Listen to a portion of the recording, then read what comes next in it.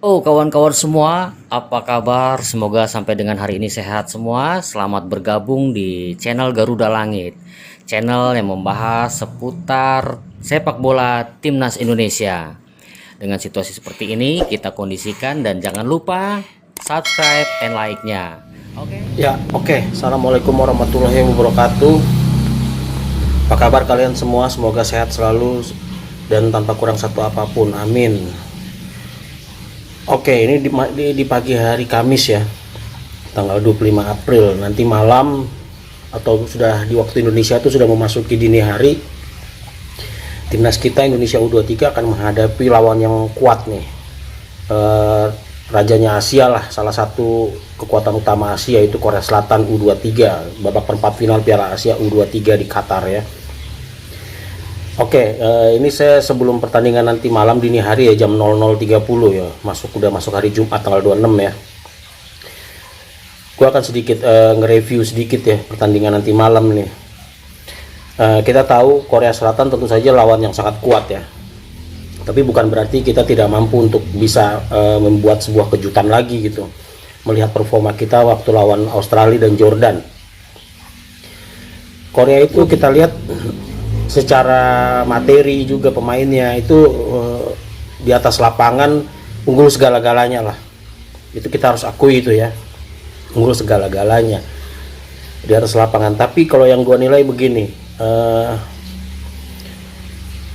kita punya performa di waktu lawan Australia maupun lawan Jordania itu pasti official Korea atau para pemain Korea atau pelatih mereka juga melihat mungkin pertandingan antara Indonesia ya dengan Australia atau Jordania, dan mereka pasti akan berpikir secara psikis, mereka pasti akan berpikir dua kali juga gitu. Mereka tidak akan menganggap remeh timnas Indonesia yang mungkin dulu mungkin mereka hanya lihat ini Indonesia doang lah, bisa lah gini-gini. Tapi secara psikis mental sekarang dengan penampilan kita yang luar biasa kemarin itu, mereka juga pasti adalah sedikit kena mental gitu ya, kena mental bahwa Indonesia tidak bisa dianggap remeh juga, sangat berpotensial berbahaya gitu.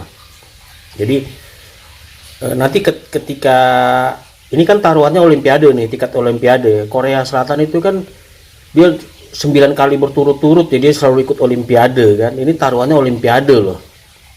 Mereka pasti akan berjuang habis-habisan gitu untuk bisa yang ke-10 nih ke Olimpiade. Ini yang saya dengar itu ya, yang saya baca,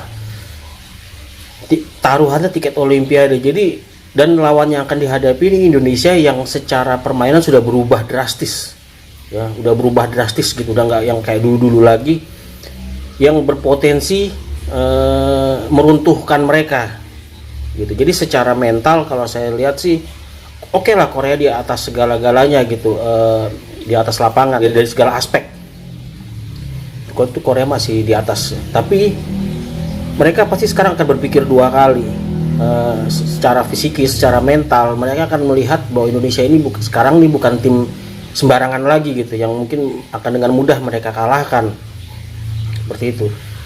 Jadi akan ada semacam apa ya, kalau saya lihat semacam beban ya, mungkin nggak terlalu besar juga, kita tahu lah pemain-pemain Korea ya, tapi beban itu ada, karena ini taruhannya tiket Olimpiade loh.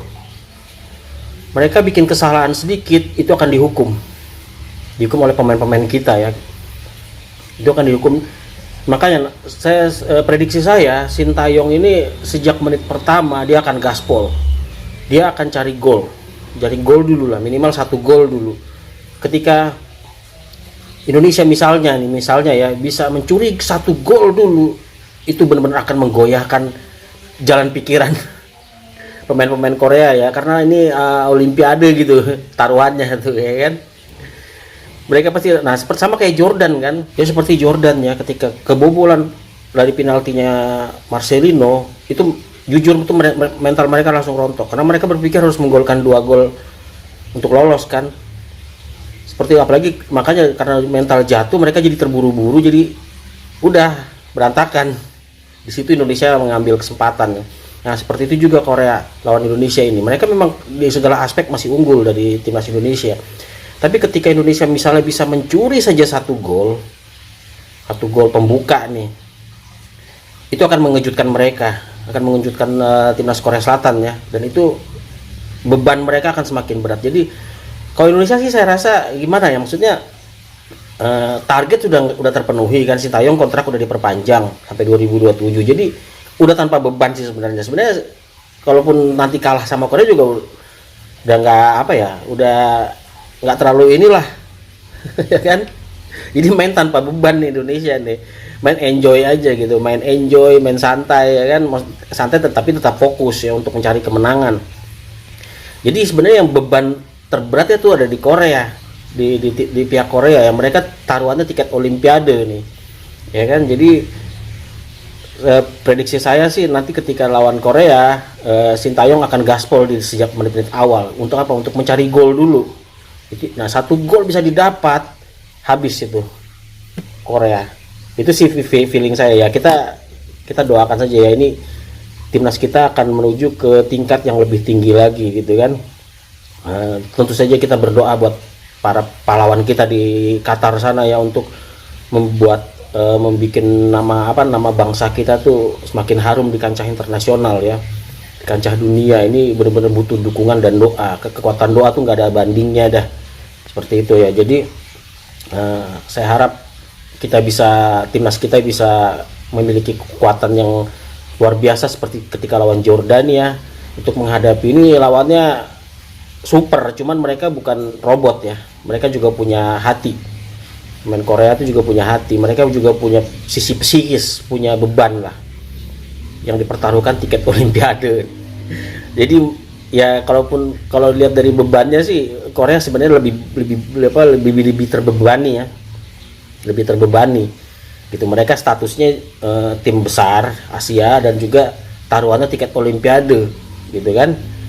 Nah, kalau kita kalah ya wajar-wajar saja, dan kita udah memenuhi target gitu, lolos 8 besar. Sintayong juga udah diperpanjang, jadi enjoy aja gitu kan.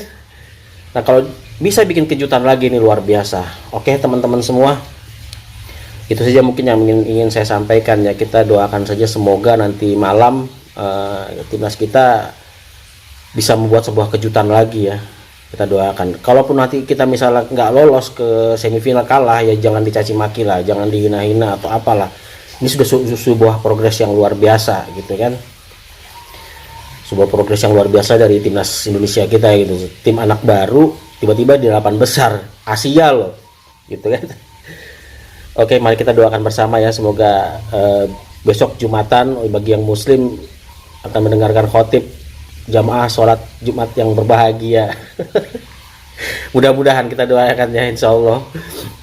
Bagi yang non muslim juga berdoalah sesuai agama dan kepercayaan kita masing-masing. Semoga kita satu Indonesia, bisa pemain kita bisa menampilkan performa terbaik mereka. Amin. Oke, jadi ini saya harapan saya sih kita bisa buat kejutan lagi gitu, karena Korea agak terbebani nih. Walaupun mereka unggul di segala aspek ya, mereka bukan robot gitu, mereka punya sisi psikis juga. Oke, itu aja ya, sampai ketemu lagi. Semoga timnas kita bisa bikin kejutan lagi. Assalamualaikum warahmatullahi wabarakatuh.